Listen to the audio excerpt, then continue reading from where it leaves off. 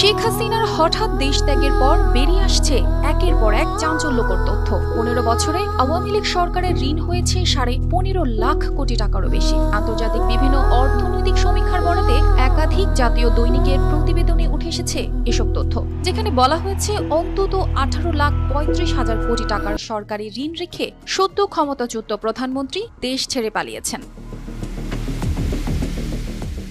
2009 সালে ক্ষমতা গ্রহণের সময় সরকারের ঋণ ছিল মাত্র 2,76,830 কোটি টাকা, কিন্তু বর্তমানে সরকারের ঋণ 18,35,000 কোটি টাকা। গত 1.5 দশকে পরিচালন ব্যয় ও উন্নয়ন কর্মকাণ্ডের কথা বলে দেশি বিদেশি উৎস থেকে এই ঋণ নেওয়া হয়েছে। অর্থ মন্ত্রণালয়ের সূত্রে জানা যায়, এই সময়ে ব্যাংক খাত অবাধ লুণ্ঠনের শিকার হয়েছে। জনগণের লুণ্ঠিত অর্থ পাচার হয়েছে ইউরোপ, আমেরিকা সহ বিভিন্ন দেশে। বাংলাদেশ ব্যাংকের 4 ডেপুটি গভর্নরও স্বীকার করেছেন যে তারা চাকরি বাঁচানোর স্বার্থে অর্পিত দায়িত্ব পালনে ব্যর্থ হয়েছেন। দেশের ব্যাংক খাত থেকে নেয়া বেনামি ঋণ, পুনঃতফসিলকৃত ও অবলম্বনকৃত ঋণের পরিমাণ অন্তত 7 লাখ কোটি টাকা, যার বড় অংশই দেশ থেকে পাচার হয়ে গেছে। অর্থনীতিবিদরা বলছেন, উন্নয়নের দোহাই দিয়ে শেখ হাসিনা সরকার রাস্তা, ব্রিজ, মেট্রো রেলের মতো কিছু অবকাঠামো তৈরি ঠিকই করেছে, কিন্তু এর বিপরীতে অর্থনীতিকে দীর্ঘমেয়াদী পঙ্গু করে দিয়েছে। যুক্তরাষ্ট্রভিত্তিক গবেষণা প্রতিষ্ঠান গ্লোবাল ফাইন্যান্সিয়াল ইন্টিগ্রিটির তথ্য মতে, শেখ হাসিনার শাসনামলে দেশ থেকে অন্তত 149.20 বিলিয়ন ডলার পাচার হয়েছে, যা বাংলাদেশি মুদ্রায় অন্তত 17,60,000 কোটি টাকা।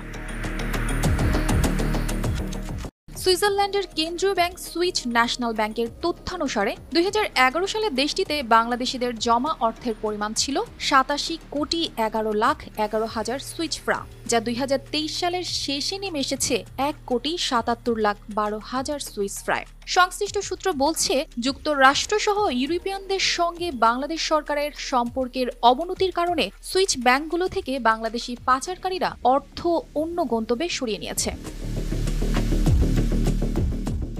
যুক্তরাষ্ট্রভিত্তিক সেন্টার ফর অ্যাডভান্স ডিফেন্স স্টাডিজের সংগৃহীত তথ্য বিশ্লেষণের ভিত্তিতে ইইউ ট্যাক্স অবজারভেটরি জানিয়েছে, তথ্য গোপন করে সংযুক্ত আরব আমিরাতের দুবাইয়ে প্রপার্টি কেনেন 459 Bangladeshi. Malaysia my second home কর্মসূচিতে অংশগ্রহণকারীদের তালিকাও 4র্থ অবস্থানে রয়েছে বাংলাদেশিরা। এখন পর্যন্ত 3,604 জন বাংলাদেশি মালয়েশিয়ার সেকেন্ড হোম গড়েছেন বলে জানিয়েছেন দেশটির শিল্প ও সংস্কৃতি মন্ত্রী টিয়ং কিং সিং।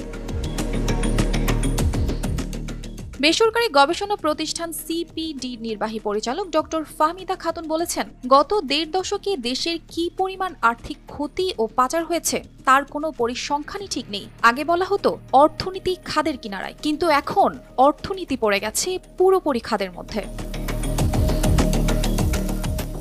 2009 থেকে 2013 সাল পর্যন্ত সরকারের ঋণ বৃদ্ধির হার মোটামুটি স্থিতিশীল ছিল, তবে এরপর থেকে দেশের ব্যাংক খাতে বেসিক ব্যাংক লুণ্ঠন, হলমার্ক, বিসমিল্লাহ কেলেঙ্কারির মতো বেশ কিছু বড় লুণ্ঠনের ঘটনা ঘটে।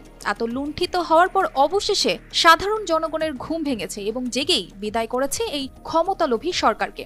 এত সব চাঞ্চল্যকর ঘটনার পর দেশের ভবিষ্যৎ কেমন হবে তা নিয়ে প্রশ্ন থেকেই যায়। শেখ হাসিনার এই হঠাৎ প্রস্থান এবং দেশের অর্থনৈতিক পরিস্থিতি নিয়ে যে উদ্বেগ তৈরি হয়েছে তা কাটিয়ে উঠতে জনগণ কতটা প্রস্তুত, সেটাই এখন দেখার বিষয়।